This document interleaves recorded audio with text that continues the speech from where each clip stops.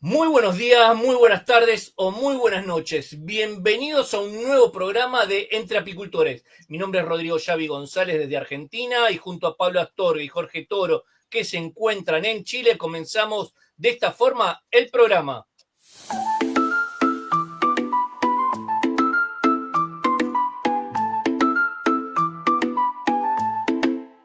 En un mundo que vibra con el zumbido del trabajo, donde la flor y la abeja sellan pactos sin palabras, nace un espacio para el saber compartido.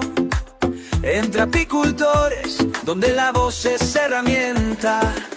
Rodrigo Xavi González, mirada clara y visión de futuro. Jorge Toro, raíz profunda y análisis certero. Pablo Astorga, precisión, pasión y compromiso. Tres guías, tres caminos hacia la misma colmena. Entre apicultores, la verdad se construye en comunidad. Apicantures, sin fronteras, donde el conocimiento no conoce límites. Invitados que inspiran, experiencias que enseñan la actualidad de la apicultura, sin adornos ni ficción.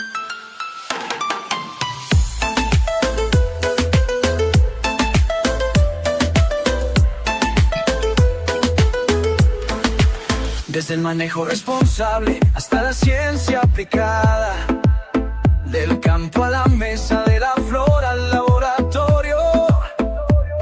Cada encuentro es un puente, cada dato una semilla que germina en quienes viven por y para la abeja. Porque ser apicultor es más que producir miel, es custodiar la vida, es dialogar con la naturaleza. Y en este espacio, la voz de todos en todos encuentra su lugar.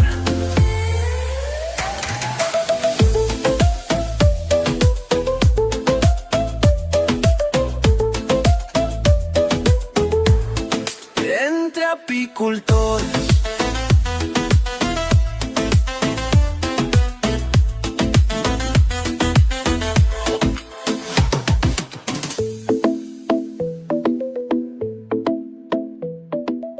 Bueno, muy buenas noches a todos y gracias por participar de nuevo en un programa de Entre Apicultores. Pablo, Jorge, muy buenas noches. Y bueno, Pablo, por favor, si nos presentas al invitado del día de hoy, por favor. Muy buenas noches a todos. Es un gusto nuevamente saludar a toda la comunidad apícola de Hispanoamérica en este programa número 56 del exitoso programa de Apicultura Sin Fronteras y Entre Apicultores. Nuestra invitada de hoy es una figura fundamental en la investigación apícola de Latinoamérica. Nos acompaña la doctora Marina Basualdo. Ella es profesora titular e investigadora argentina, experta en producción animal, nutrición y sanidad apícola. Se desempeña en la Universidad Nacional del Centro de la Provincia de Buenos Aires, donde es profesora de la Facultad de Ciencias Veterinarias. Además, es la directora del programa de investigación ProMiel de la misma universidad, enfocado en generar conocimiento aplicado a la producción y la salud de las abejas. Como investigadora asociada, forma parte del equipo de científicos del Programa Nacional Apícola, PROAPI, del INTA, Instituto Nacional de Tecnología Agropecuaria de Argentina. La doctora Basualdo es reconocida internacionalmente por sus aportes en salud y nutrición apícola, investigando cómo la alimentación y el manejo influyen en la resistencia de las colmenas frente a enfermedades y el impacto de los plaguicidas. Valoración de la polinización, liderando estudios pioneros para cuantificar el valor económico de la polinización entomófila en cultivos argentinos, demostrando la contribución crítica de las abejas a la seguridad alimentaria y la economía. Monitoreo regional, contribuye activamente al monitoreo de las pérdidas de colmenas en Argentina y países de la región. Su influencia se extiende a nivel continental, habiendo sido vicepresidenta de Solatina, Sociedad Latinoamericana de Investigación en Abejas, y impulsando la colaboración y estandarización de metodologías de investigación en todos los países de la región. También, a lo largo de su carrera, ha sido merecedora de importantes galardones, incluyendo el Premio Balseiro y el Premio al Mérito Científico en congresos apícolas internacionales, destacando la excelencia y la relevancia de su trabajo en la ciencia apícola. Sin duda, con una trayectoria que vincula la academia, la producción y la conservación, la doctora Basualdo es una voz esencial para entender el futuro de la apicultura. Para nosotros es un honor tenerla en el programa Entre Apicultores. Doctora Basualdo, muy buenas noches, bienvenida. Hola, bueno, muy buenas noches a todos. Muchas gracias a los organizadores del programa Entre Apicultores por la invitación. Es un honor para mí poder compartir con ustedes y con todo el público apicultores y apicultoras de Latinoamérica. Muchas gracias, doctora. Y bueno, y vamos a lo que nos convoca inmediatamente, ¿no? Durante la semana hemos estado promocionando que el tema principal de hoy del programa es la nutrición apícola. Sin embargo, sabemos que esto abarca muchas áreas y tiene muchas aristas de las cuales podríamos hablar toda la noche. Sin embargo, me gustaría que lo viéramos desde el punto, primero partir desde el punto de vista biológico, ¿por qué es tan importante el equilibrio nutricional de las colmenas, doctora? Bueno, en principio tenemos que tener en claro que el concepto nutrición y alimentación son dos conceptos similares pero no equivalentes. ¿Esto qué significa? Los alimentos que son ingeridos por las abejas tienen que transformarse en nutrientes, que son moléculas muy pequeñas, y esos nutrientes son fundamentales no solamente para el desarrollo de las abejas, sino también por el tiempo de vida de las abejas, sino que son factores fundamentales para la inmunidad de las abejas. Las abejas tienen un sistema inmune donde ellas tienen mecanismos que se pueden defender de determinados patógenos, y además del sistema inmune, la nutrición y esas moléculas de las que ahora luego vamos a hablar son importantes en los mecanismos de detoxificación que tienen las abejas. Ellas tienen la capacidad, por unas enzimas específicas, ¿sí?, de detoxificar determinados químicos, entre ellos químicos o pesticidas ambientales, o incluso los mismos pesticidas que nosotros usamos cuando tratamos varroa, por ejemplo. Los acaricidas de síntesis, no los orgánicos, en determinada dosis que exceden lo que la abeja puede tolerar, también le puede causar daño. Es por eso que nosotros siempre recomendamos que cuando se utilizan estos acaricidas sean de marcas comerciales registradas para evitar que les produzca algún daño a las abejas, porque los acaricidas también pueden matar abejas en el caso que la dosificación que se utiliza no sea la adecuada. Entonces, eso lo tenemos que tener muy en claro. Entonces, sintetizando, alimentos es lo que ellas ingieren, eso lo transforman en nutrientes, y esos nutrientes, que son las proteínas, los aminoácidos, los lípidos y los carbohidratos, son esenciales para todo su sistema de desarrollo dentro de la colonia, tanto de las larvas como la vida de las abejas adultas, y ellas necesitan tener disponibles esos nutrientes. Entonces, lo óptimo es la alimentación natural, ¿sí? Ellas tienen todo su mecanismo y todo su sistema digestivo adaptado a poder transformar esos alimentos naturales en moléculas, en nutrientes específicos que ellas necesitan para que todo el desarrollo de la colonia y de las abejas individuales sea óptimo, y que su sistema inmune sea fuerte y que ellas puedan tolerar los parásitos o los patógenos, ¿sí? Su sistema de defensa propio esté funcionando. ¿Doctora? Sí.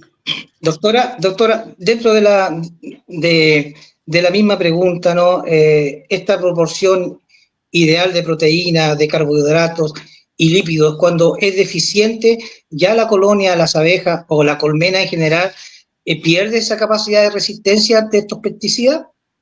Ya lo que sucede son dos cosas. Primero, los mecanismos de detoxificación de pesticidas, si hay un problema de nutrición, o sea, una malnutrición, no funcionan como deberían. Eso por un lado.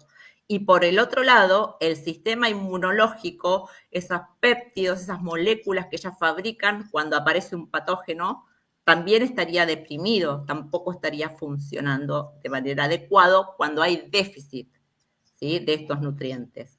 Además de eso, ya sabemos que los lípidos y las proteínas son importantes para el desarrollo de las glándulas hipofaringias, por ejemplo, que son las glándulas donde ellas fabrican el alimento de las larvas.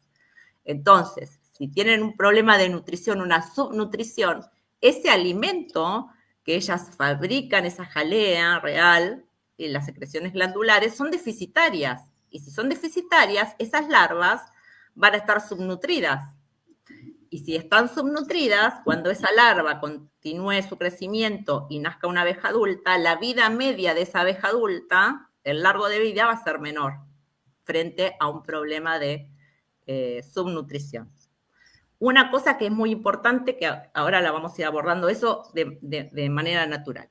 Una cosa que es muy importante, que ahora la ciencia, nosotros siempre decíamos, bien, frente a un faltante o en un sistema productivo, lo que hacemos es utilizar una alimentación artificial, que la necesitamos como herramienta, ¿sí?, para mejorar el desarrollo de las colonias de abejas.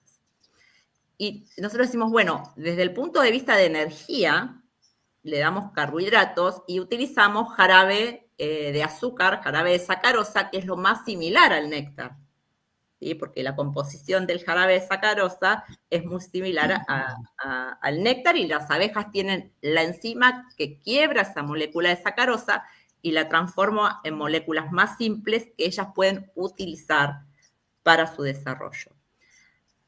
La ciencia ha avanzado y en los últimos años hay trabajos que han mostrado que además, tanto en el néctar como en el polen, hay un montón de moléculas que nosotros las llamamos fitomoléculas, porque provienen de las especies vegetales.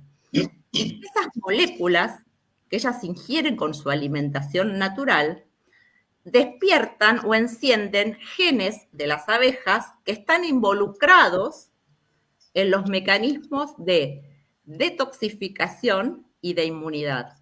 Entonces, la mala noticia es que nosotros decíamos, bueno, damos jarabe de sacarosa y estamos dándole lo mismo, que es el néctar, y así paliamos una situación. Ahora la ciencia mostró que esas fitomoléculas son muy importantes porque actúan sobre genes que las abejas tienen. Esos genes se activan frente a la presencia de estas fitomoléculas y hace que sus mecanismos de detoxificación, digamos, funcionen, ¿sí?, adecuadamente, y también algunos genes que están ligados a la inmunidad.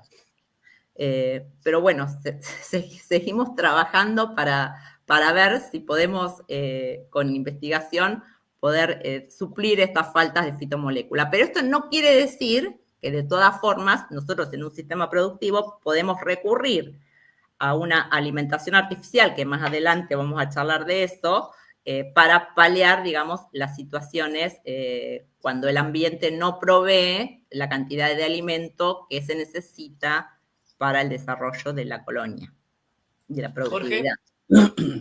Doctora Marina, buenas noches, un gusto tenerla, por supuesto, y aquí en el programa, y saludar también a todos los apicultores que nos ven desde Hispanoamérica, que nos siguen martes a martes.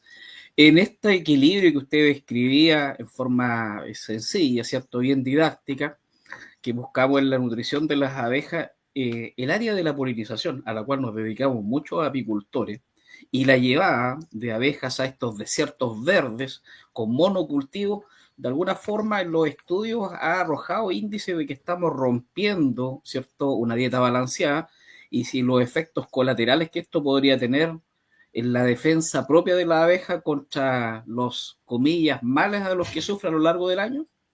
Sí, ahí tenemos dos temas. Por ahí, antes de entrar al tema de los sistemas de polinización, tenemos que tener en cuenta, vamos a la alimentación, porque por ahí esos sistemas de polinización están más ligados a déficit de proteína. Entonces, vamos a organizar un poquito. Si quieren, empezamos con el tema de proteínas y después hablamos de los carbohidratos, ¿sí? La alimentación artificial energética. Antes de eso, doctora, quería, no sé cómo complementar un poco la pregunta de Jorge, que nosotros los apicultores estamos buscando siempre indicadores, ¿no? Indicadores en el polen, por ejemplo, con el tema de la polinización, ya un indicador que se refleje en la colmena, que es un polen de buena calidad, que desarrolle bien cría, que las larvas estén bien nutridas, bien alimentadas. Entonces, esos indicadores como lectura para el apicultor, que nos digan que ese polen de ese monocultivo o de ese servicio de polinización que estamos prestando, desde el punto de vista nutricional, del aporte de micronutrientes y macronutrientes, es fundamental o está en equilibrio o coadyuva a que la colmena se siga desarrollando tal cual como lo hizo o como lo estaba haciendo en su lugar de origen antes de ser trasladada al servicio de polinización. Bien.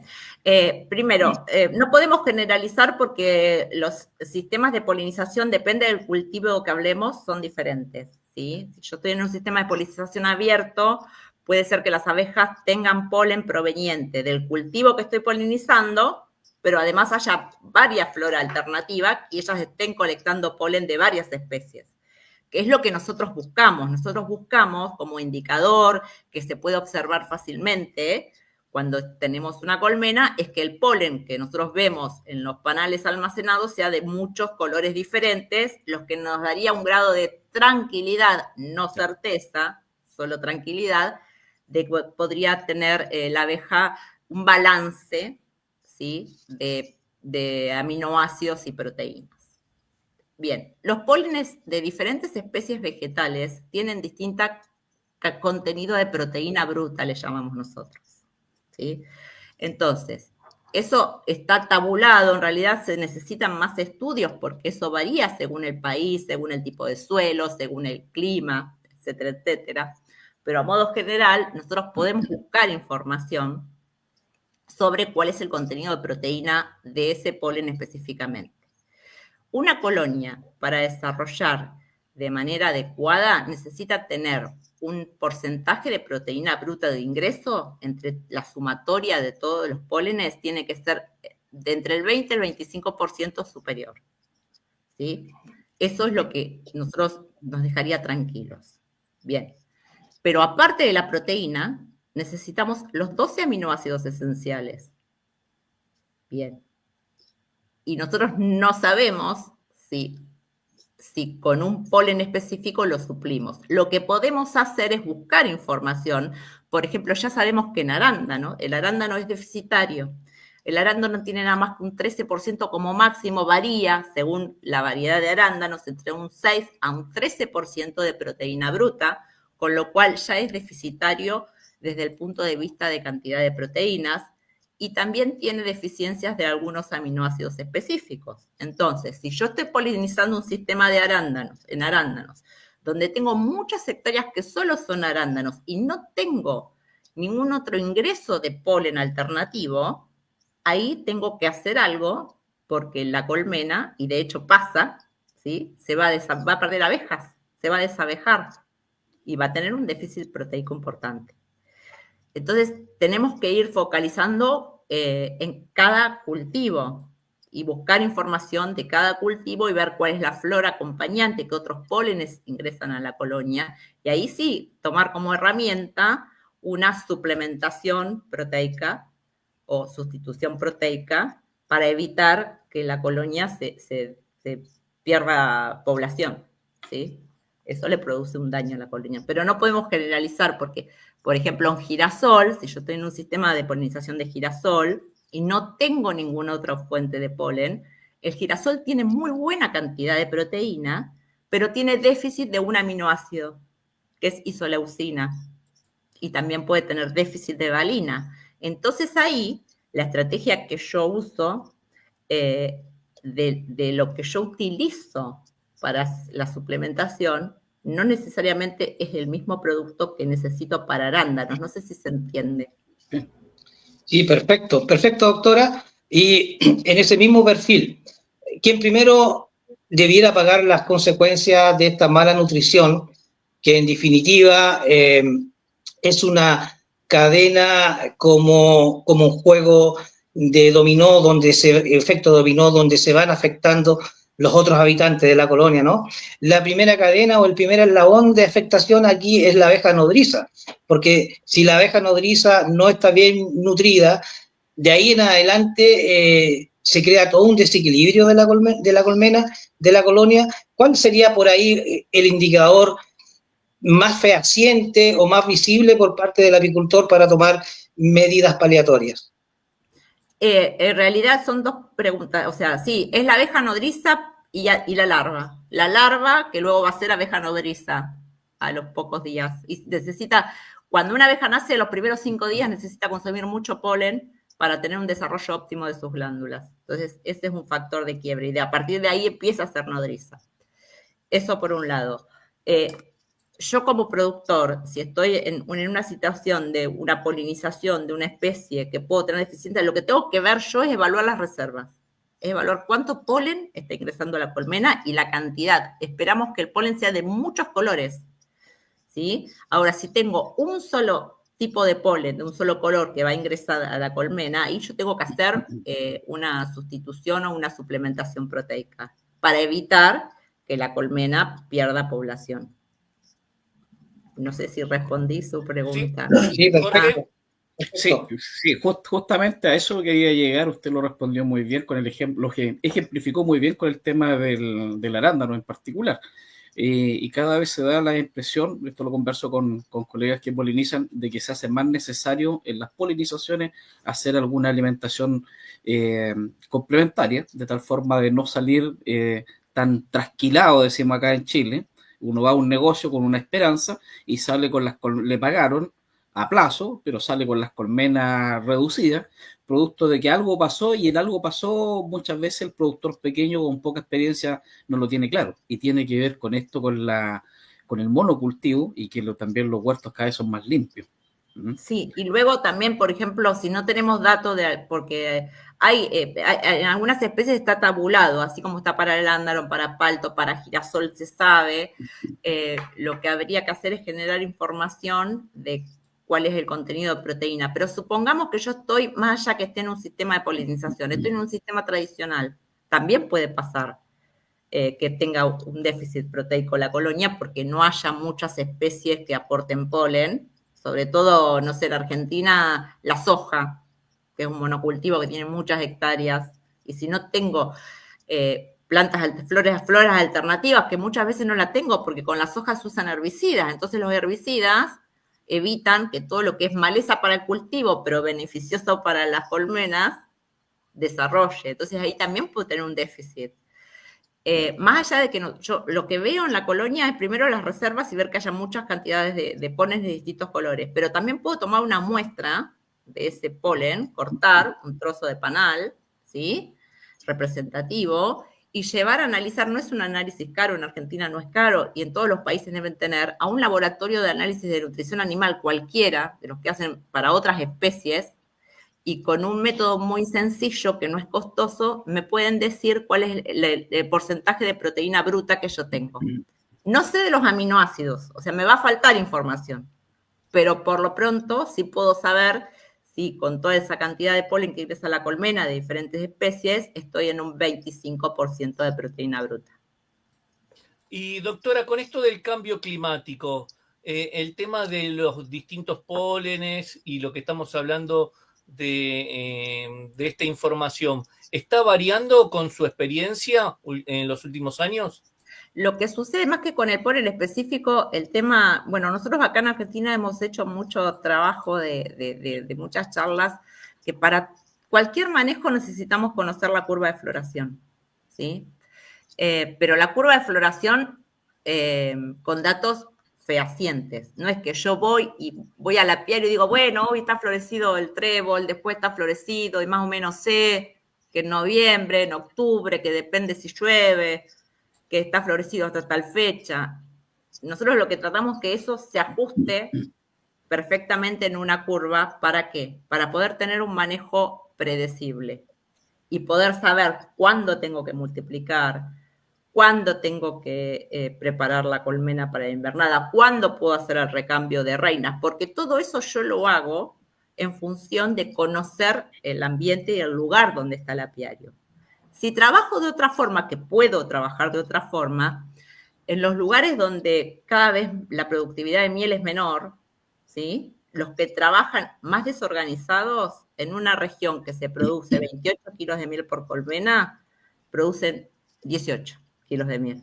Los que trabajan de esta forma que yo estoy planteando llegan al máximo que el ambiente da. ¿Se entiende? En los ambientes donde son más complicados, de hecho en mi región es así. ¿Por qué? Porque tenemos mucho campo agrícola y tenemos mucho maíz y muchas especies que no aportan ni siquiera, que no hay flora melífera, ¿sí? Entonces, trabajar de esta manera organizada me permite ser eficiente en rendimientos y económicamente. Porque cuando los márgenes de ganancia son chicos, ¿sí? Y aumenta el combustible, por ejemplo, que acá en mi país pasa mucho eso, si yo no tengo un manejo súper, digamos, lo más acertado, conociendo el ambiente, es probable que no me den los números y que abandone la actividad. Entonces, tiene que ver con eso. Tiene que ver con la nutrición, tiene que ver con el manejo de pensar como un microempresario. Eso por un lado, ¿no? Por eso el manejo de la curva de floración y el conocer las especies es importante. Ahora, yendo a la pregunta que era cambio climático, por ejemplo, si yo tengo esa curva de floración conocida que tiene 2 picos, tengo una curva imaginaria que siempre la trabajo en los cursos.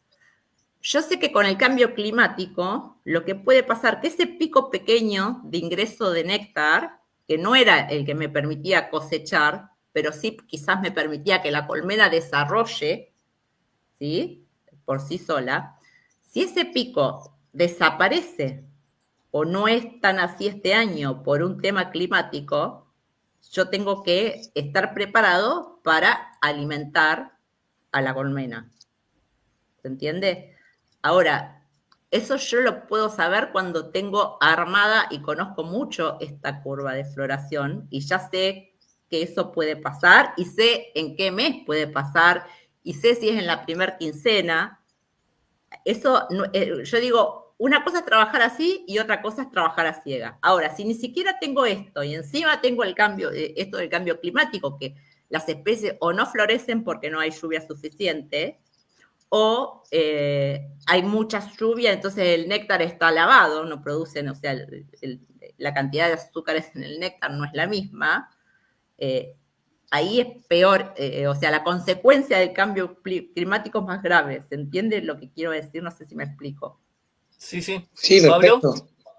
Perfecto. Ustedes En ese mismo contexto... por ahí es muchas cosas que quiero abordar y... Sí. En ese mismo contexto, doctora, a ver, el apicultor cada vez tiene que ser más estratega para darse cuenta de la situación nutricional de sus colonias de acuerdo a la época del año que está viviendo.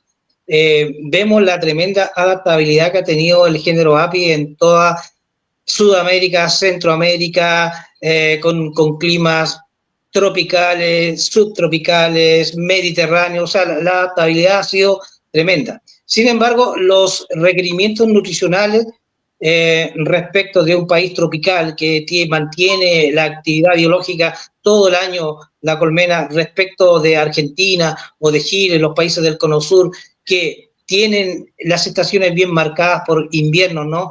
Que cada etapa se va diferenciando respecto de temperatura, respecto de recesos invernales, despertar de la colmena, etcétera. Desde el punto de vista de la estrategia de los apicultores, de acuerdo a la zona o al lugar o al piso ecológico donde hacen apicultura, debieran también ellos estar viendo la posibilidad de suplementar o de sustituir esas proteínas deficientes a través de una dieta. Sí, lo que pasa es que para eso tienen que conocer, ahí está claro, porque una cosa es la apicultura en clima templado y otra cosa es la apicultura en clima subtropical. Nosotros en clima templado tenemos un invierno y tenemos que la reina para la postura durante, bueno, o para o se reduce durante más de 2 meses. Entonces, la estrategia que nosotros tenemos de alimentación en clima templado es bien diferente a la de clima subtropical. yo siempre digo, más allá, ya no hablar de invierno y verano, pero en un clima subtropical es leer la colmena. ¿Cuándo sería el invierno? O sea, cuando hay lluvias copiosas, la abeja no sale en un clima subtropical, ¿sí? No sale a recolectar néctar. Entonces, eso es el momento crítico en esa situación, que sería similar al invierno nuestro. Es un momento crítico, donde yo antes de eso tengo que ver que la colmena tenga reservas suficientes, más allá de que sea por lluvia o que sea por invierno, ¿se entiende? Entonces, detectar cuáles son los momentos críticos y antes de que eso ocurra, dar una suplementación, ya sea energética o proteica, en función de conocer esos momentos y poder adelantarme a esas situaciones. Pero bueno, eso requiere mucho conocimiento del ambiente y trabajar con estas curvas de floración y conocer bien cuáles son los aportes en las zonas. Yo siempre sé que es difícil, pero el trabajo en grupos de productores y organizados permite llegar más fácil al conocimiento de esto y a poder ajustar los manejos, ¿no? El manejo tanto de alimentación como lo que es el recambio de reinas o como lo que es la multiplicación de las colmenas o los tratamientos sanitarios cuando los aplico. O sea, todo está relacionado con el tema de estas curvas de floración y de conocer el ambiente. Todo. Es que no solo la salud, o sea, la nutrición, sino todo está relacionado.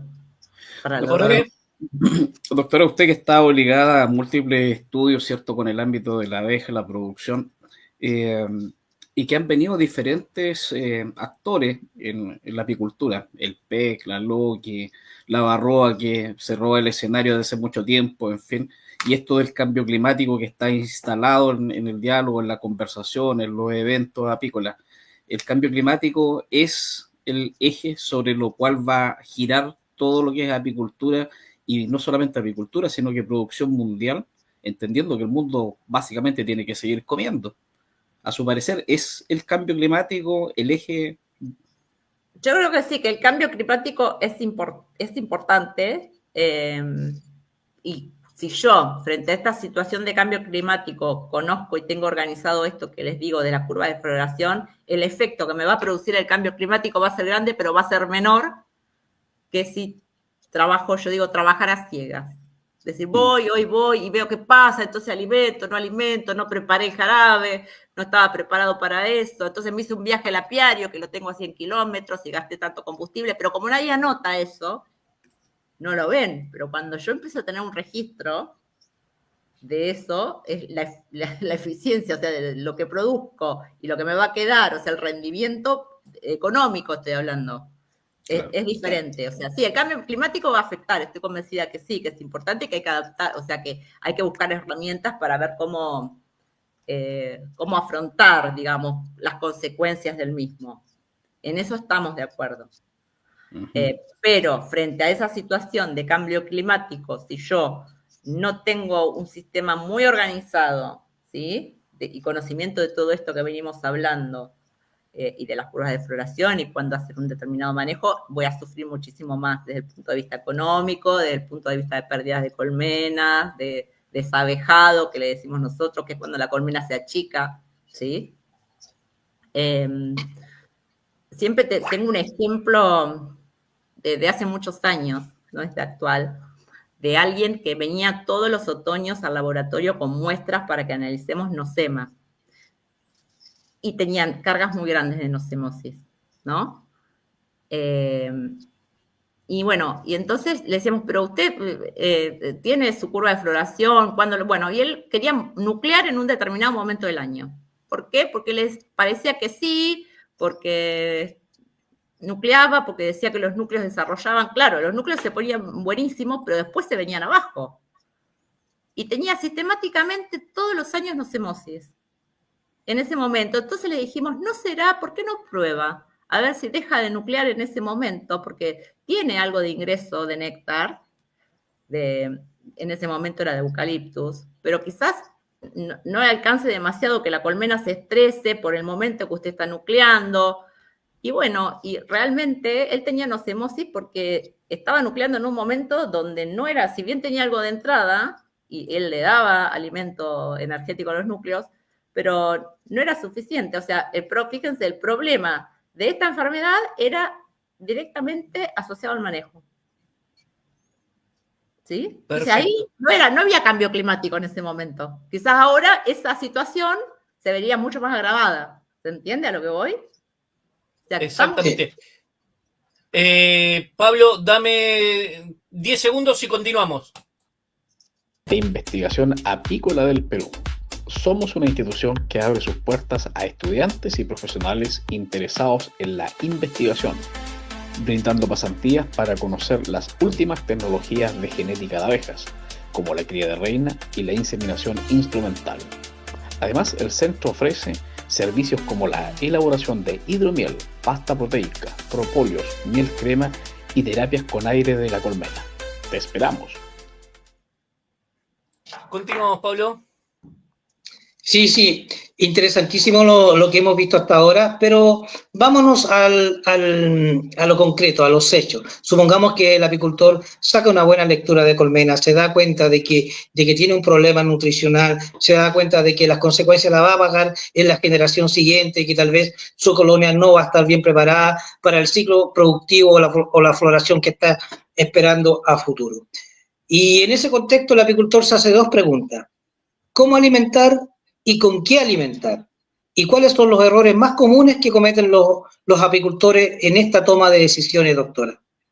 Bien, cuando hablamos de alimentación artificial, tenemos dos cosas diferentes. Uno es energético, que es el jarabe. El jarabe de sacarosa en Argentina se usa principalmente eso, o el jarabe de maíz de alta fructosa. Eso le va a proveer energía a la colmena. Y la otra parte es la parte proteica, ¿sí? Son dos estrategias diferentes. Entonces, ¿cómo evalúo cuándo voy a hacer una alimentación energética? Yo insisto, si estoy en un momento que la colonia empieza, vengo en clima templado, vengo saliendo de la invernada y estoy en un momento que necesito que la colonia comience a desarrollar, conociendo la curva de floración, cuál es el pico, o sea, dónde voy a tener el máximo ingreso de néctar, en qué mes. Yo 40 días antes de eso, que se llama la ley de los 40 días, comienzo a hacer una alimentación con jarabe, ¿sí? Estratégica, ¿para qué? ¿Para qué? Para que la colonia, ayudar al desarrollo de la colonia, que la reina comience la postura, aumente la población de abejas y llegar a donde yo tengo el pico máximo de ingreso de néctar con una colonia fuerte, llena, tipo 1, le decimos en Argentina, ¿sí? Con un mínimo 9 cuadros cubiertos de abejas. Entonces yo ahí me voy a asegurar que ese pico de floración, que yo ya lo conozco, porque conozco la curva de floración, que sé que se va a dar entre tal mes y tal mes, se puede correr un poco por el efecto del cambio climático. 10 días, ¿se entiende? Pero lo conozco, sé cuándo es. Entonces yo antes de eso ya empiezo a hacer una alimentación energética para incentivar el desarrollo de la colonia, ¿sí? Para tener una colonia fuerte, una colmena fuerte, que se pueda aprovechar ese pico de néctar y aumentar la productividad de miel, por ejemplo. Eso desde el punto de vista energético, de la alimentación energética. Luego de la cosecha tengo que evaluar si cosecho toda la miel. Lo que pasa es que es muy difícil, porque yo hablo de nuestro sistema, ¿no? Que nosotros trabajamos lo que es el velario todo con media alza, no con alza entera. Una vez que yo cosecho, tengo que dejar las reservas suficientes, si no tengo otro pico de floración. Por eso depende de dónde esté. Me estoy refiriendo a apicultura de clima templado, ¿sí? Donde yo le tengo que dejar las reservas suficientes para que pasen todo el invierno, para que se pueda alimentar. Bueno, tengo que saber cuánto tiempo dura ese periodo, digamos, de receso, para saber cuánto alimento van a necesitar las colmenas, para saber cuánto jarabe le tengo que dar. Entonces, si yo trabajo, nosotros sabemos que una alza grande, una alza estándar, los 9 cuadros del alza estándar, restando la cera y lo que pesa la madera, etcétera, etcétera, 9 cuadros son 20 kilos de miel para una alza estándar. para una alza de media es más la mitad, y para una 3/4 son 17 kilos de miel, ¿sí? Entonces, ahí yo evalúo, bueno, nosotros ¿cómo lo sabemos acá? Porque nosotros hemos medido cuál es el consumo. Durante varios tiempos medimos, bueno, en todo este periodo de receso, ¿cuánto consume esta colmena? Nosotros vimos que el consumo en 5 o 6 meses es de 20 kilos. Y que el consumo aumenta cuando estamos llegando cerca de lo... No me gusta hablar de primavera porque ya no tenemos más primavera. ¿Vieron cómo es con el cambio climático? Cuando estamos más o menos en el mes de octubre, noviembre, ahí como la colonia está más desarrollándose, aumenta su consumo. Pero más o menos evaluamos que eso es lo que necesitaríamos. En función de eso, es la cantidad de jarabe que nosotros 5 meses antes preparamos y le dimos a la colmena para asegurarnos que tenga esa reserva. En clima subtropical va a ser diferente, porque quizás, no sé, la época de lluvias dure un mes. Entonces, bueno, ¿cuál es el consumo que va a tener esa?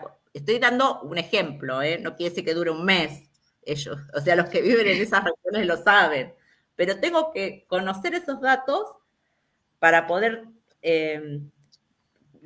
establecer cuál es el manejo que voy a dar desde el punto de vista energético de alimentación. Igual esos datos, eso van cambiando. En este último año hemos tenido un invierno con 22, 23, 24 grados, ¿sí? Digamos, yo creo que la tarea que tiene que hacer el apicultor, que antes era tener una curva de floración o leer un libro o pasarse datos entre un apicultor y otro, ahora es cambiar y es un año a año analizarlo y entender bien y actuar en el momento oportuno, porque como se adelantan floraciones, también se atrasan, o tenemos pequeños veranitos donde antes nevaba. Claro, cuando aparece eso, que tenemos esos pequeños venaditos que son realmente problemáticos, porque la colonia, si empieza a haber un flujo muy chiquito de néctar, la reina empieza con la postura, si me quedó varroa remanente, empieza a multiplicarse adentro de esas celdas nuevas de cría, ¿sí? Ahí es donde yo tengo que tener el ojo, digamos, sobre el apiario, sobre las colmenas, y decir, bueno, si esto dura 15 días, y bueno, tengo que ir a ver, porque ya están como al final de las reservas que yo le dejé, y ahí seguramente tengo que hacer una alimentación. Perfecto. Jorge. A ver, ¿me escuchan? Sí, ¿Con algo sí. problema de señal? ¿No se te escucha? Sí, yo le quería... Sí, perfecto. Ahí se fue. Bueno, Pablo, hasta que se Sí, ahí está con algunos problemas, Jorge. Bueno, en síntesis, doctora, esto es conectar un poco la nutrición con el desarrollo de la colonia, ¿no? Hay algo que se habla bastante poco en el aspecto nutricional, y sin duda, cuando cargamos con una colonia que tiene altos porcentajes de varroa, todo lo que es cuerpo graso de las abejas tiene una incidencia notoria también en el desarrollo de la colonia.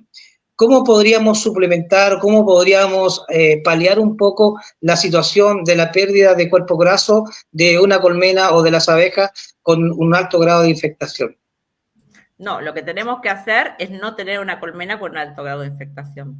Tenemos que hacer un adecuado manejo y un adecuado control de varroa. Se lo pregunto, o le redondeo la pregunta, se lo pregunto por aquellos apicultores que trabajan con la abeja africanizada, que dicen que ellos no necesitan control de varroa. Entonces, la explicación, yo creo que usted la sabe mucho mejor que yo, respecto de eso, que si hicieran un adecuado control de varroa, tal vez esa colonia que produce 20 kilos podría irse a una producción mucho más elevada. En ese contexto, ¿qué podríamos explicarle a los apicultores que trabajan con abeja africanizada en ese punto?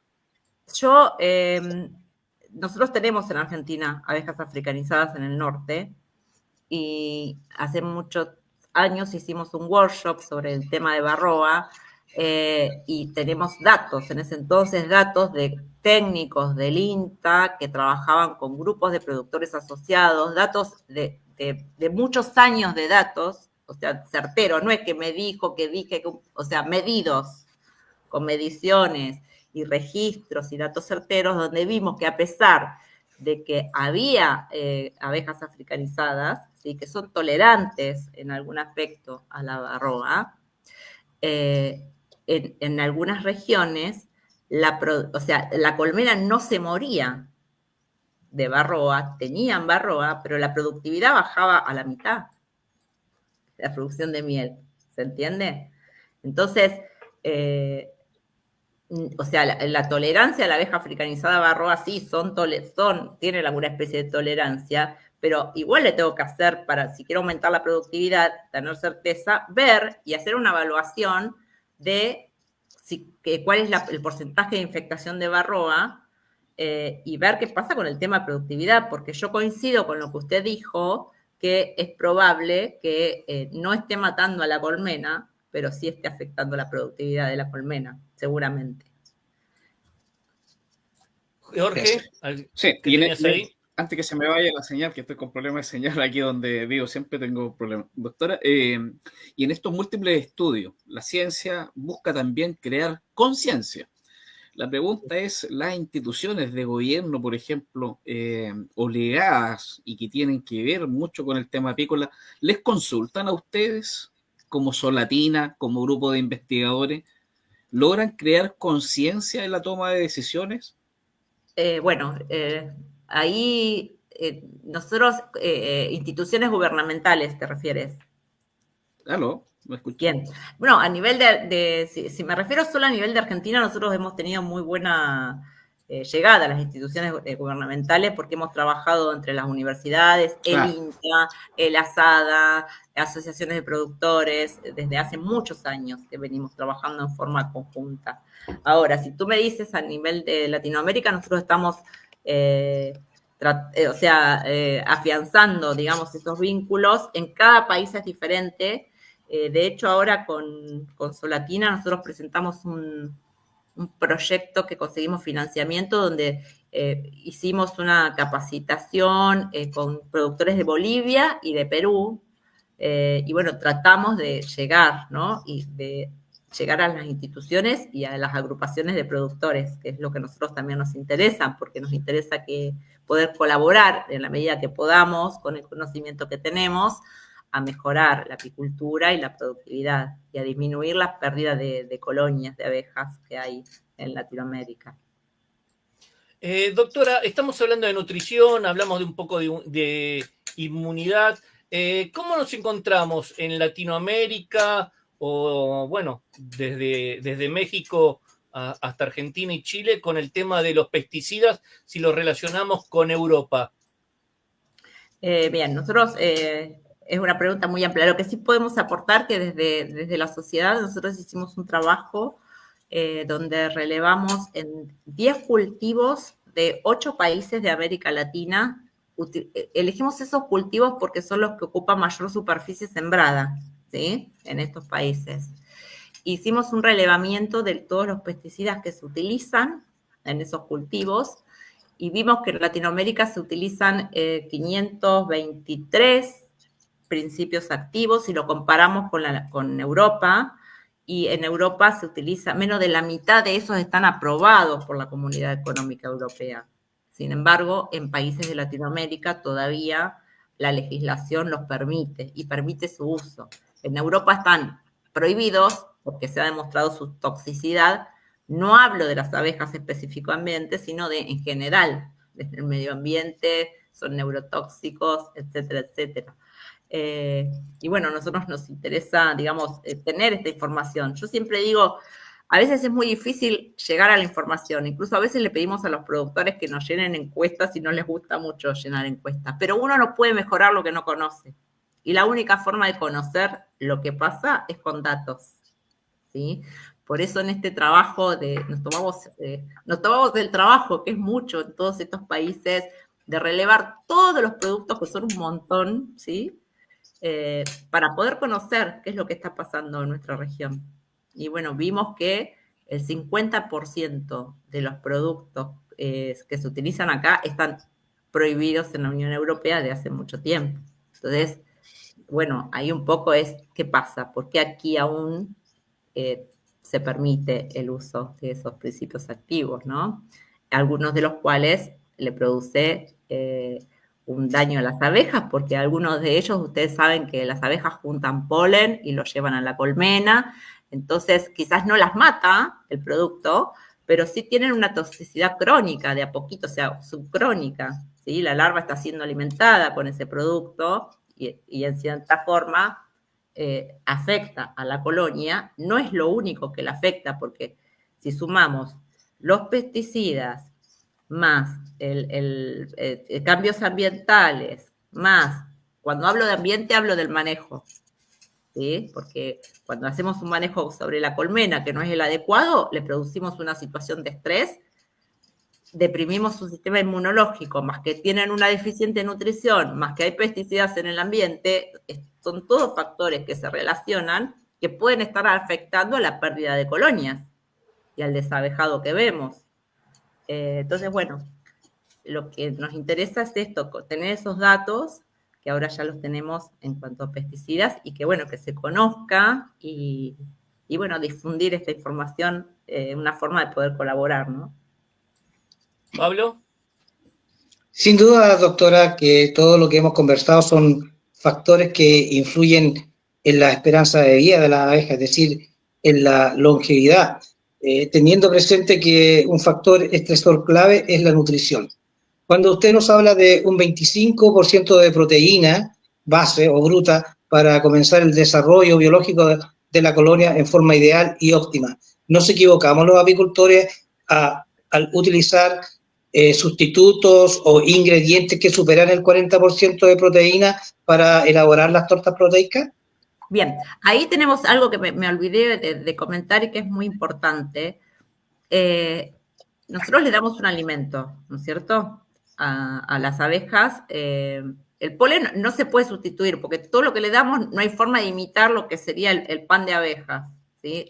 Damos cosas que se aproximen. Bien, entonces nos interesa tener en cuenta el porcentaje de proteína y que estén presentes todos los aminoácidos esenciales. Porque si tengo déficit de un solo aminoácido, la proteína que ellas necesitan no se puede formar. Bien, ahora, una de las principales proteínas que circula en la hemolinfa de las abejas se llama vitelogenina, y esa proteína que ellas fabrican, nosotros le damos proteínas de otras fuentes, ¿sí?, proteínas artificiales, ellas necesitan asimilar esas proteínas que le damos, que no siempre la asimilan, porque no tienen su sistema digestivo preparado para asimilar cualquier cosa que le demos, y además tienen que fabricar la proteína que ellas necesitan, que es esta vitelogenina, y esta proteína vitelogenina es crucial y afecta el largo de vida de las abejas. Cuando ellas tienen un 40% de esta proteína circulando en la hemolinfa, su vida media puede ser hasta 60 días o más.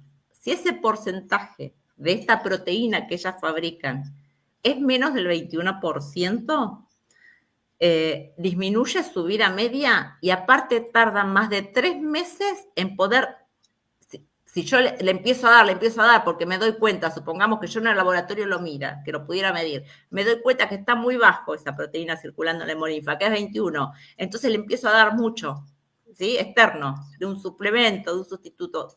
Tardan más de 3 meses en poder recomponer ese nivel y acortan su vida media. Bien, eso por un lado. Por el otro, ¿por qué fui a la vitelogenina? Porque ellas necesitan fabricar esta proteína. No todo lo que yo le doy, ellas lo van a asimilar. Eso por un lado. Y otra cosa, por ejemplo, hay determinadas harinas, como la harina de soja, que pueden tener azúcares tóxicos, compuestos tóxicos, ¿sí?, como la estaquiosa o la rafinosa. Entonces, todo lo que yo le doy externo, así fabricado, ellas no tienen la capacidad de digerirlo, asimilarlo. Si nunca se alimentaron con eso, sus enzimas no están preparadas para degradar esas moléculas enormes de proteínas externas que yo le estoy dando. ¿Se entiende? Entonces, es un tema, digamos, complejo. El tema es que la conciencia que yo me gusta crear en los productores es que no todo lo que yo le dé va a ser beneficioso. Si yo preparo una torta que tiene un exceso proteico o exceso de vitaminas, le produce vitaminosis, produce mortalidad de las abejas. ¿Sí? Entonces, todo eso lo tenemos que tener claro. Imagínense que el sistema digestivo de las abejas y las enzimas digestivas son pocas, es muy sencillo, es un sistema muy sencillo, no está preparado para digerir cualquier cosa. Y quizás yo le estoy dando y de todo lo que le doy no puede asimilar todo. Porque eso lo tiene que digerir, lo tiene que asimilar, lo tiene que transformar en los nutrientes que ella precisa para luego funcionar eficientemente. Jorge, Pablo, te mandé un mensaje. Sí, una mirada.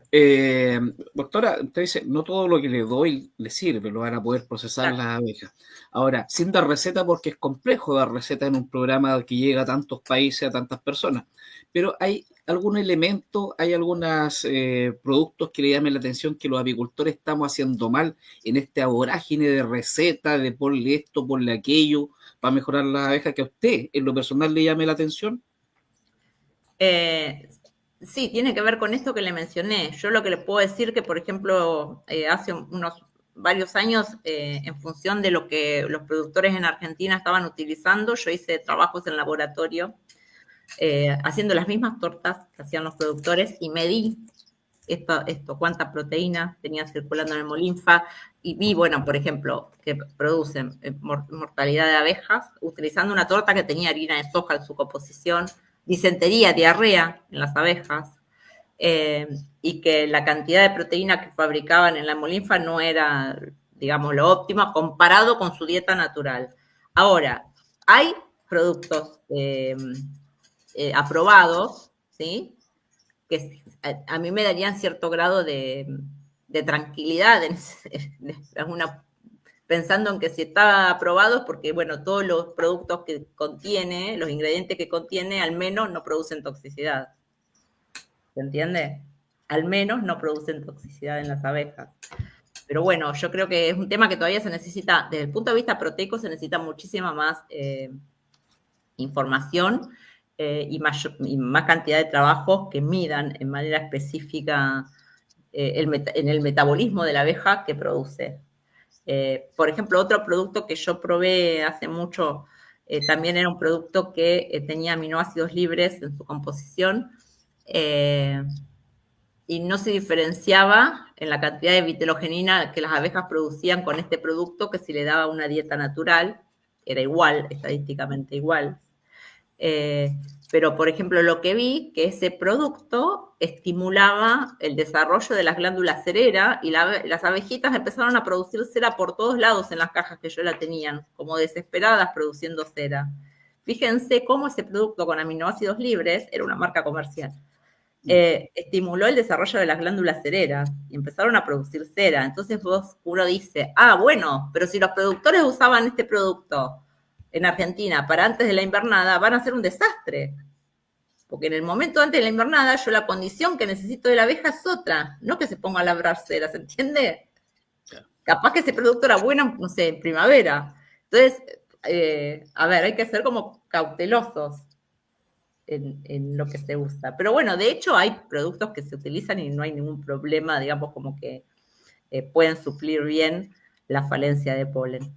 Y una cosa importante que no hablamos es cómo yo evalúo, sí dijimos cómo evalúo la reserva, pero cuando tengo un estrés proteico, ¿cómo evalúo el estrés proteico? Cuando yo voy a una colonia, por ejemplo, si las abejas tienen un estrés proteico grande, lo que voy a ver es que primero, si es época de producir zánganos y no hay celda de zánganos, me indica que puedo tener un problema de proteínas.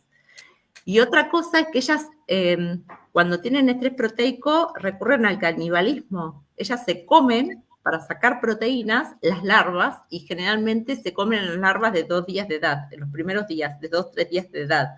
Entonces yo veo que me falta en la cría, me faltan larvas de esos días de edad, puede ser que sea un tema de estrés proteico. Si veo además que no hay ingreso de polen, si veo además o que ingresa una sola especie de polen, sumado a eso, me da un indicio que puedo tener un problema de estrés proteico por falta de proteínas. Pero bueno, hay productos aprobados comercialmente que no han tenido problemas desde el punto de vista de sustitución proteica y, o sea, y los productores ven que sus colmenas se desarrollan sin inconvenientes. Pablo, acordate Sí, de mirar el doctora, celular. doctora, quería hacerle una pregunta.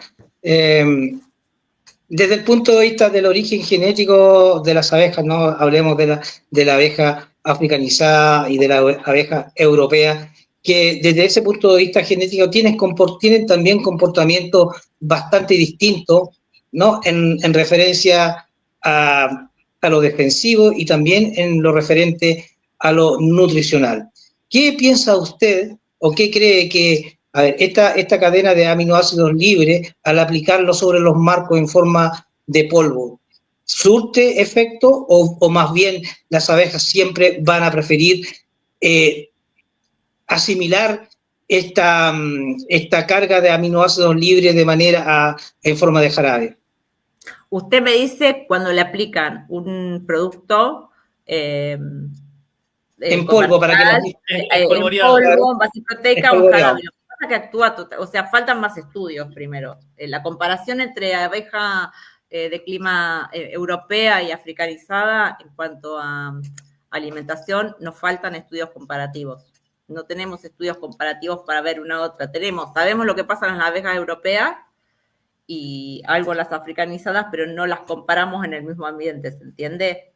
Ahora, la forma de aplicar seguramente que va a modificar. No es lo mismo que si lo aplico en jarabe, desde el punto de vista del metabolismo de la abeja, que si lo aplico en polvo. Ahora, en polvo, bueno, sí, lo tienen que consumir. Las abejas no consumen todo lo que es en polvo, porque depende mucho el tamaño de la partícula, los micrones que tenga la partícula de ese polvo, y bueno, del tamaño de la colonia para que consuman ese polvo, pero además tienen que tener agua cerca para que consuman ese polvo, porque a ellas tienen que diluirlo, ¿se entiende? Y utilizan muchas veces las secreciones de las glándulas salivales, pero para eso necesitan tener agua disponible.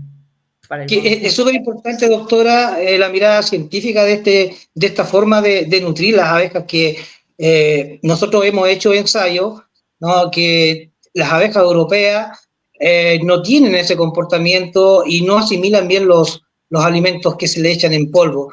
También hay algunas formas de alimentar de los apicultores, entre comillas, que aplican en los alimentadores azúcar granulada directa y luego un poco de agua, la humedecen y creen que están haciendo bien una buena nutrición.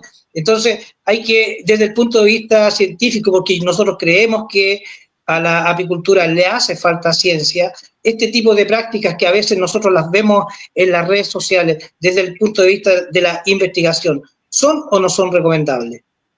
No, en realidad, a ver, yo estando... El tema de la preparación del jarabe, que parece muy sencillo, a veces no es tan sencillo, y me he encontrado con preguntas que me dicen, no, pero yo preparo el jarabe así y no puedo diluir el azúcar. O sea, no le queda el azúcar disuelto. El azúcar tiene que estar perfectamente disuelto en el jarabe, no tienen que quedar partículas de azúcar, ¿sí? U otros que dicen, no, a mí se me solidifica. Y se le solidifica y se le pone duro, ¿pero por qué? Porque la temperatura que usó para disolver el azúcar no es la adecuada, entonces la disolución del azúcar en el agua no es la correcta, ¿se entiende? Quizás vaya un poco lo que usted me está planteando. Entonces, todo eso, sí, hay que ajustarlo. O sea, la preparación de jarabe, que parece algo tan sencillo, cuando se prepara en grandes cantidades, tengo que alimentar 200 colmenas, tengo que saber cuánto tengo que preparar, cómo lo voy a transportar. El agua que voy a utilizar tiene que ser agua potable, no puede ser cualquier agua.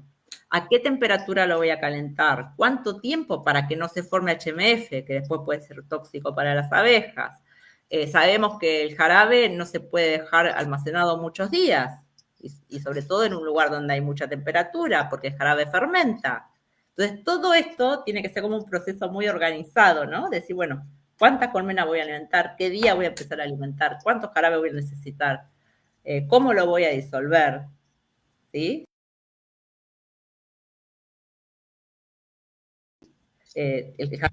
No puede haber. Sí, y en la parte de proteína espolvoreada, yo muchas veces le digo a los apicultores que me dicen, no, se lo puse espolvoreado y funcionó porque fui a la semana y no encontré nada, pero yo le digo, ¿y te fijaste en la piquera o abajo de la colmena si su instinto de limpieza lo tiró más afuera que lo que consumió? Digamos, creo que ahí también hay un error, ¿cierto, doctora? De no chequear. Sí, totalmente. Y aparte de eso, muy bien, lo consumió y lo asimiló, o sea, el producto que yo le estoy dando es el que se supone que es el producto adecuado, que la abeja lo va a asimilar. Sí, hay muchas cosas que hay que ajustar, digamos, ¿no?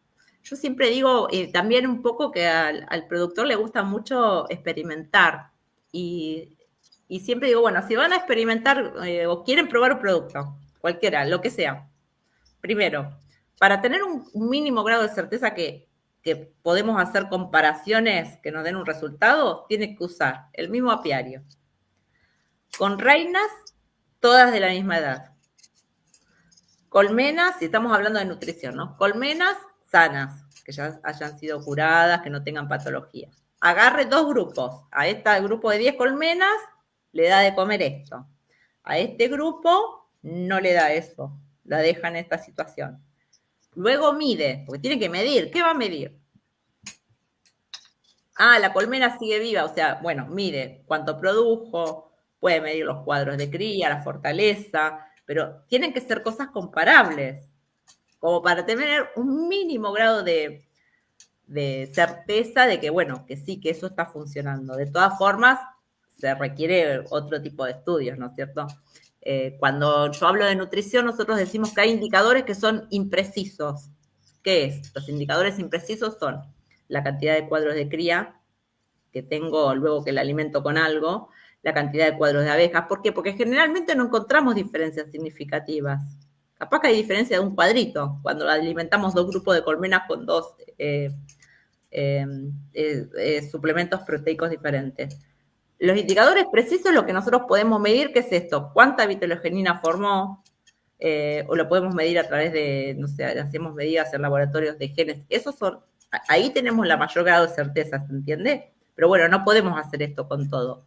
Pero mínimamente, si el productor desea hacer una comparación, tiene que tener todo estandarizado. No puede darle a un grupo de colmenas que resulta que tengo una colmena en 4 marcos de cría, la otra en 6, la otra... No, tiene que estar todo estandarizado para que él pueda hacer comparaciones y que medianamente le indiquen que lo que está comparando y el resultado que tenga tiene algún grado de certeza, ¿sí?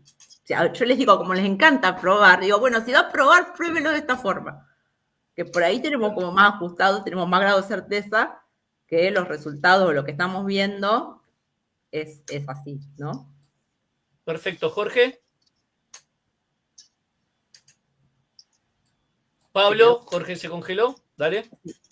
Sí, bueno, así en síntesis, doctora, aquí de lo que se trata desde el punto de vista nutricional es mitigar el impacto que pudiera tener un déficit de proteína o un déficit de energía o un déficit de lípidos o de minerales que debieran entrar en la colonia para formar este equilibrio. Por ejemplo, a ver, cuando los apicultores doctora, van a la... No puedo dejar de... Cuando los apicultores van a floraciones de eucalipto, por ejemplo, ¿no? Bueno, una gran cantidad de néctar, producen bastante cantidad de miel, pero luego de que termina la campaña de recolección de miel de eucalipto, la colmena queda con un estrés nutricional bastante amplio, que podríamos traducirlo en un estrés de pecoreo. ¿Cómo recupera el apicultor esa colonia, esa colmena, después de una alta carga intensiva de trabajo de esa abeja? Bueno, ese es el que tiene experiencia, es nuestro colega de Uruguay, que tiene muchos ensayos hechos en eucaliptus. Lo que usted dice es real. Por ejemplo, el eucaliptus tiene deficiencias en aminoácidos, en el isoleucina seguro, depende de las variedades de eucaliptus, ¿sí?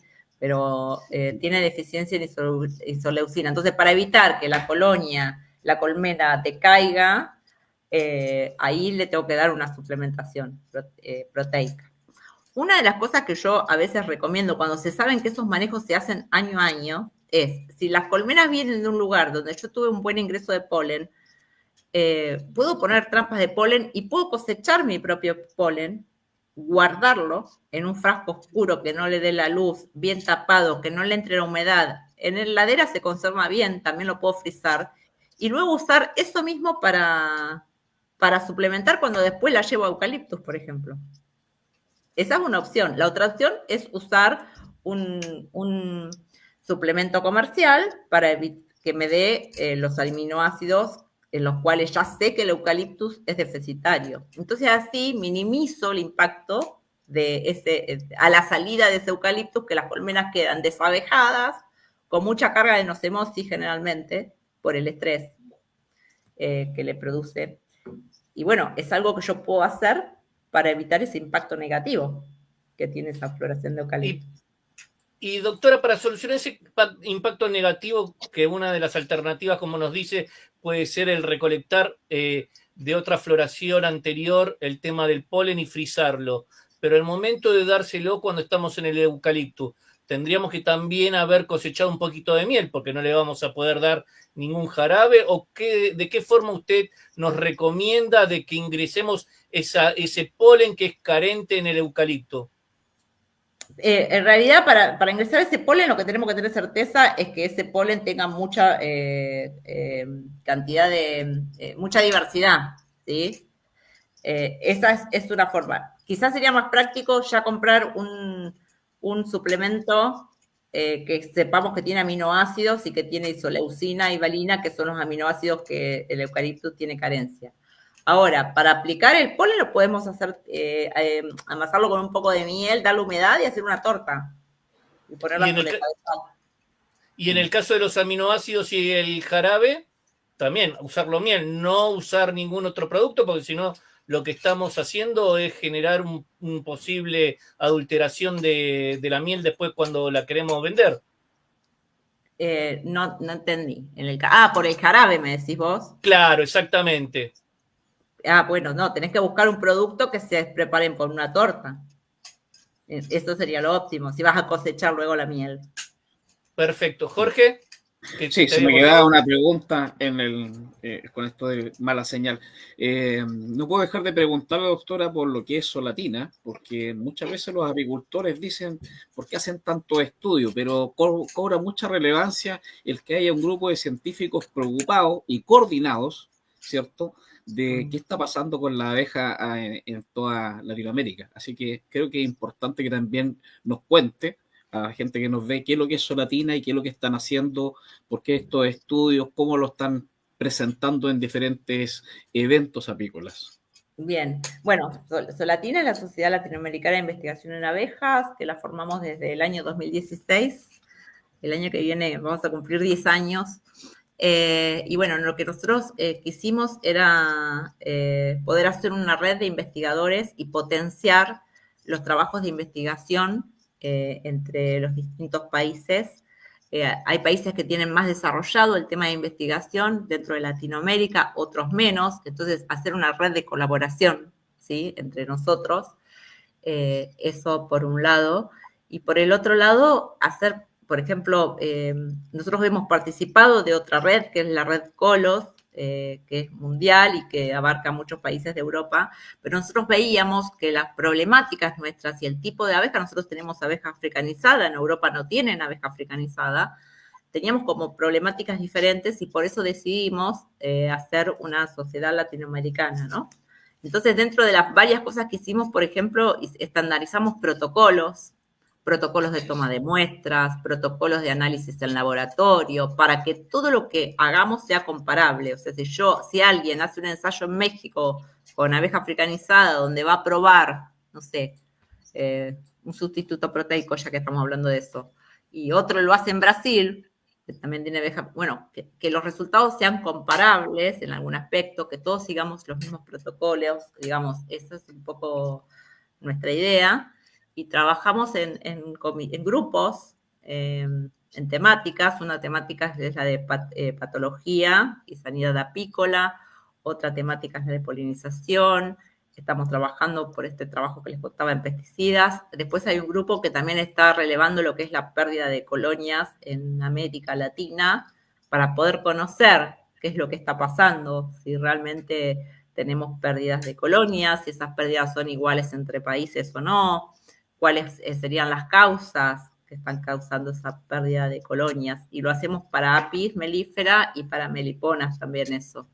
Y ahí necesitamos la ayuda de los productores porque tenemos unas encuestas y bueno, necesitamos que ellos completen esas encuestas para poder conocer y poder monitorear lo que pasa año a año, ¿sí?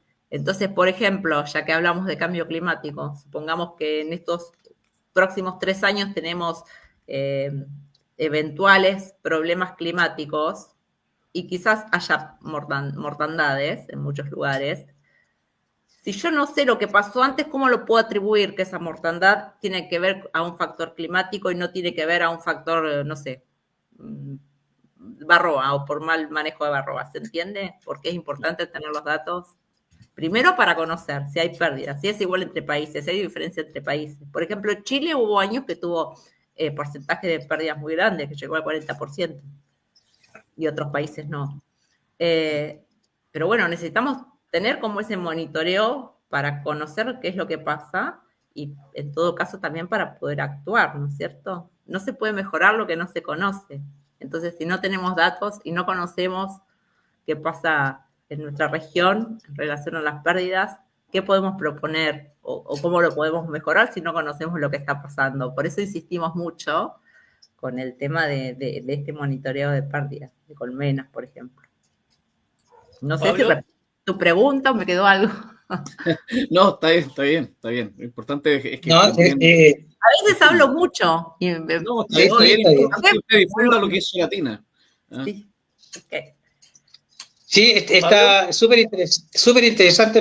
Me quedé con lo que usted comentó acerca de la red Colos, ¿no? Cómo ahí hay una serie de protocolos que sirvan para estandarizar diversos procesos en la apicultura, ya sea de nutrición, de crianza de reina, etcétera.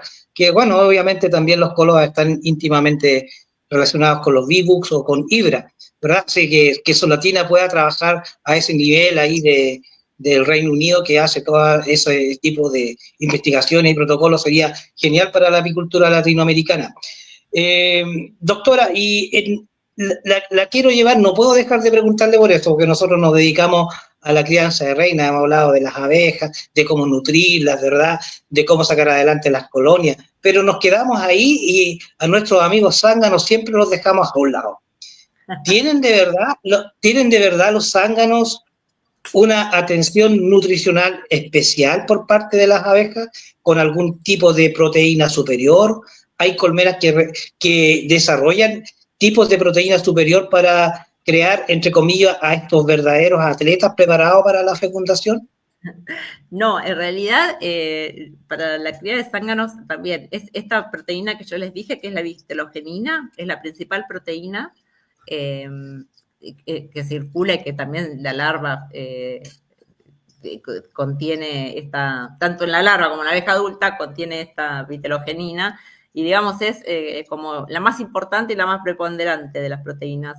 Después hay otras más pequeñas, pero bueno, para la cría de zánganos, digamos, y para lo que es el sistema reproductor, tanto de la reina como del zángano, las proteínas y los lípidos son primordiales para tener un buen desarrollo de los órganos reproductores y un buen funcionamiento, tanto en la reina como en los zánganos. El contenido de proteínas y no tener una deficiencia proteica es fundamental para la performance de los zánganos, ¿no? Reproductiva.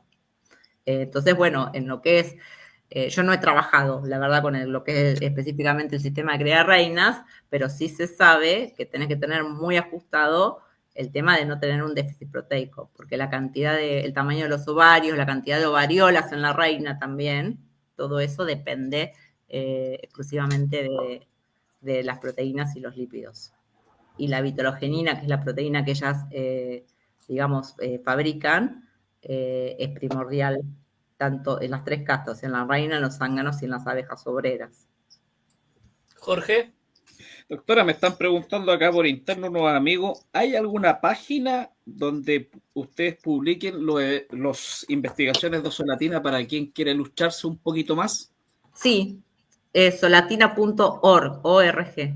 Ahí están las investigaciones que Ahí ustedes hacen están, como... sí, ahí se van rotando las publicaciones, y ahí están los eventos, también publicados, las noticias, los workshops que nosotros hacemos, también lo que damos becas para investigadores de distintos países. Ahora se terminó ese proyecto de financiamiento, pero bueno, sí, todo lo que hacemos está en la página de Solatina, que es solatina.org.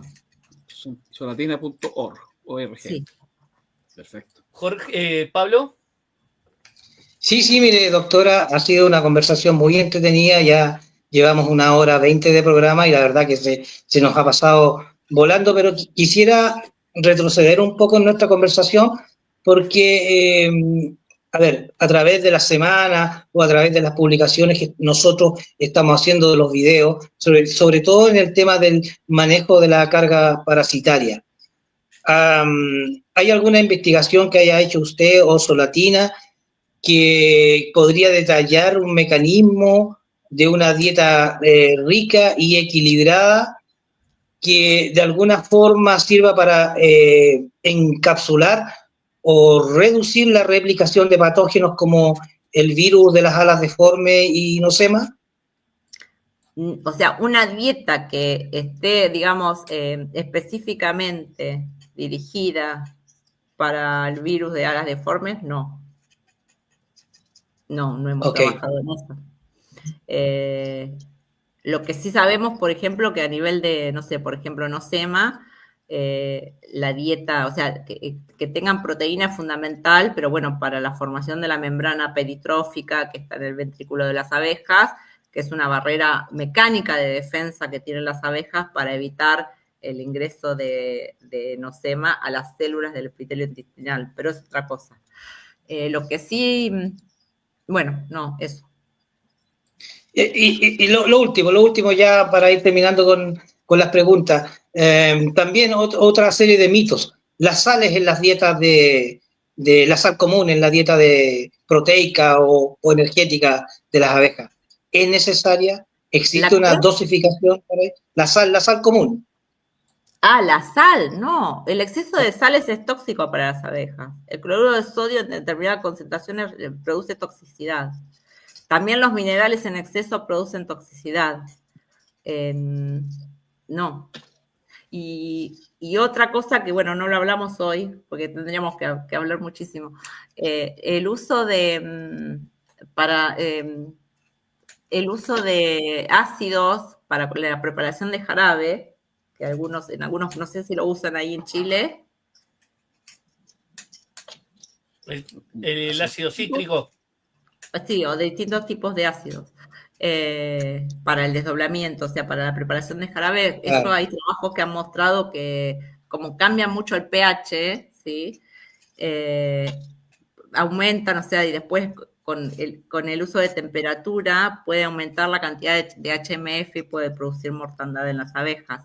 Lo que sucede a veces es que estas cosas, como no se muere toda la colmena, nosotros no lo vemos, pero si nosotros pusiéramos en la entrada de la piquera una trampita que usamos nosotros en los ensayos para ver las abejas muertas, ahí las veríamos, ¿sí? Si no, a veces pasa desapercibido, ¿se entiende? Porque si la colonia está en desarrollo y mueren algunas abejas, no se ve. Pero bueno, eso sí está demostrado que hay varios trabajos que muestran que aumenta el HMG que produce mortalidad de abejas. Si hablaríamos, doctora, de una apicultura romántica, ¿sí? Un romanticismo, ¿qué le faltaría para la apicultura en la parte de nutrición? ¿Qué es lo que a usted le gustaría que lleguemos y que todavía la ciencia no llegó? ¿O qué es lo que le faltaría llegar y por recursos o por ideas o por lo que se le ocurre a usted como doctora podría tener la apicultura futuro? No, en realidad sí, hay que trabajar más con el tema de estas fitomoléculas, que ya hay un producto que lo estaban utilizando para polinizaciones en México. Pero bueno, no sé bien, pero hay estas fitomoléculas que son las que sabemos que tienen algunos néctares y los pólenes que, digamos, incentivan los genes de inmunidad de las abejas. Poder tener un desarrollo de un producto con eso sería interesante. De hecho, bueno, yo he pedido financiamiento hace 2 años, pero bueno, saben que en Argentina el tema de la ciencia ahora estamos desfinanciados. Y no he podido avanzar con eso. Pero bueno, creo que por ahí viene el tema, ¿no? De tratar de emular lo más, el alimento que hagamos que sea lo más similar al alimento natural. O sea, la idea, el desafío es por ahí y no creo que estemos lejos de lograrlo. Jorge. Y también otro de los problemas que tenemos es que el producto que se pueda lograr, que desde el punto de vista tecnológico no estamos tan lejos. Luego, el problema que tenemos es el precio. Claro, que sea Claro, rentable luego, para el apicultor. Claro, y si no se puede aplicar luego porque es caro, tampoco serviría. Creo que el desafío está, tecnológicamente creo que podemos hacerlo, pero bueno, falta el tema del precio, de que sea accesible, ¿no es cierto? Todas estas tecnologías. Jorge. Doctora Marina, ustedes estuvieron haciendo una evaluación de la importancia de la polinización en términos económicos para los países, para los gobiernos, algo así, ¿es cierto? Si nos pudiera hablar sobre aquello. Sí, nosotros con la sociedad lo que hicimos es un trabajo que le quisimos poder valorar, valoración económica el impacto de las abejas en la polinización de los cultivos. Un poco fue un trabajo científico, pero la idea era concientizar para la toma de decisiones, ¿sí? Por el problema de los monocultivos y el problema del uso de pesticidas, poder que la gente que tiene poder de decisión se concientice de cuál es el aporte económico que las abejas hacen. Entonces trabajamos en 8 países de Latinoamérica y evaluamos los cultivos que dependen de las abejas para la productividad. Fueron un total de 58 cultivos, desde México hasta Argentina, en Brasil, Chile, Uruguay, Argentina, México y Colombia.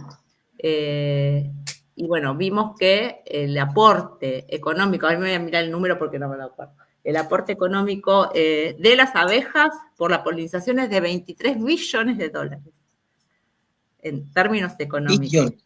Billones de dólares, sí. Sí. Y también lo que vimos es que en la cantidad, porque medimos estos cultivos, estos 50 y pico cultivos, cuántas hectáreas eran sembradas, porque dentro de estos cultivos también está la soja, ¿sí? Y vimos que la cantidad de monocultivos de superficie implantada, principalmente en Argentina y Brasil es muy grande, tiene una extensión muy grande. Argentina, Brasil y Uruguay son los cultivos que más superficie de soja tienen implantada y representa de los 50 y pico cultivos, representa el 60% de la superficie que ocupan esos 56 cultivos, solo es soja. Es un montón. Pablo. Entonces, sí, bueno, doctora, qué importante cifra, doctora, eso desde el punto de vista de la polinización entomófila. La pregunta va en lo siguiente: la investigación científica avala con estos resultados de que el 75% de los alimentos que comen los seres humanos podrían estar en riesgo por la falta de una polinización eficiente. Sí, nosotros estamos trabajando en eso, o sea, sabemos la importancia que tiene la polinización entomófila. Lo que tenemos que tener en cuenta, que también tenemos el foco en Solatina, que cuando hablamos de polinización entomófila no hablamos solo de abejas, sino hablamos solo de apis mellifera. También estamos trabajando en eso porque a nosotros nos interesa también concientizar sobre la importancia de la diversidad de distintas especies de abejas. De hecho, ahora estamos haciendo un trabajo de eso. Hay especies, por ejemplo, que dependen, el cacao, por ejemplo, que es de Latinoamérica, que dependen de polinizadores específicos. Hay muchas especies vegetales que son utilizadas, incluso utilizadas por los pueblos originarios, ¿sí? Y las pequeñas comunidades en su alimentación y en sus hábitos que dependen de los polinizadores. Si desaparece el polinizador, desaparece la especie vegetal. Entonces, también, ahora acabamos de publicar un trabajo que habla sobre esto, también para concientizar el tema de la diversidad de especies de abejas, ¿sí? Solitarias. Tenemos muchas abejas, los abejorros, abejas solitarias, los megachiles, las meliponas, las trigonas, o sea, hay un montón, tenemos mucha diversidad en Latinoamérica. Y bueno, la idea es tratar de empezar a concientizar de la importancia de la diversidad de estas abejas para la polinización de cultivos comerciales y especies que son, que también se cultivan y no a gran escala muchas de esas, ¿sí? Y que son muy específicas de algunos países. Por ejemplo, México tiene unos cactus opuntia que ellos se alimentan mucho de eso. Nosotros acá en el sur no lo comemos, pero ellos sí tienen una dieta basada en esa especie y esa especie tiene su polinizador. Y bueno, y así en muchos países. Y bueno, un poco la idea es empezar a generar, digamos, como este mapa, ¿no? De la realidad de Latinoamérica, que no es homogénea, y bueno, empezar a tener información sobre eso y nos falta todavía un poco más la parte de divulgación. Una vez que está la publicación científica, empezar a trabajar en gacetillas de divulgación, que lo estamos haciendo, pero bueno, tenemos que poner más esfuerzo en eso. Ustedes nos ayudan, por suerte. Hicimos un trabajito de polinización que lo mandamos a Apicultura Sin Fronteras sobre esto de la importancia de la polinización entomófila. Y en YouTube hay videos que pueden ver sobre polinización, sobre pesticidas, que lo hicimos, conseguimos financiamiento de Solatinas. Hicimos estos videos de difusión. Pueden entrar a YouTube, solatina.org, y ahí tienen 3 o 4 videos que describen un poco la realidad basados en estos trabajos, ¿no? El de polinización. La realidad de América Latina. Doctora Marina. Pablo, sí.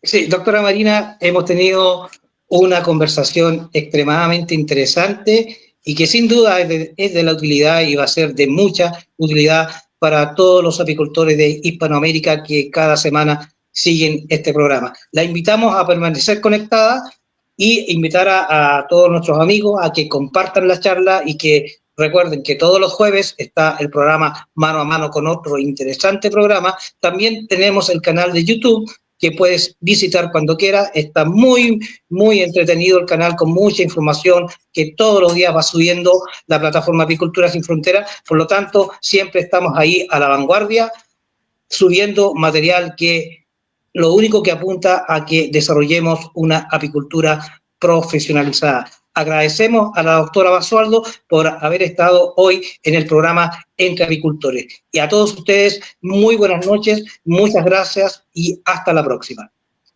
Bueno, muchas gracias a ustedes. Adiós.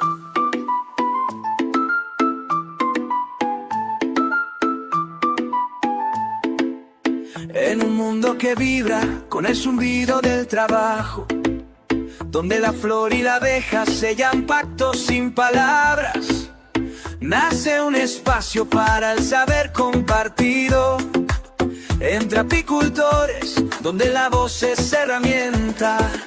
Rodrigo Xavi González, mirada clara y visión de futuro.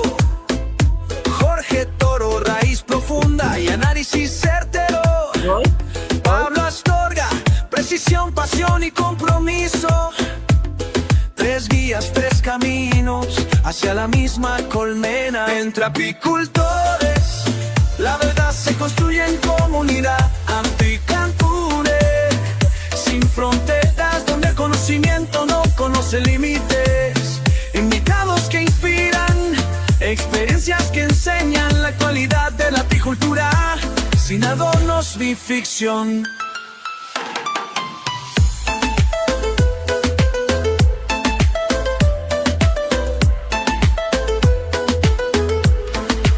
Desde el manejo responsable hasta la ciencia aplicada, del campo a la mesa, de la flor al laboratorio.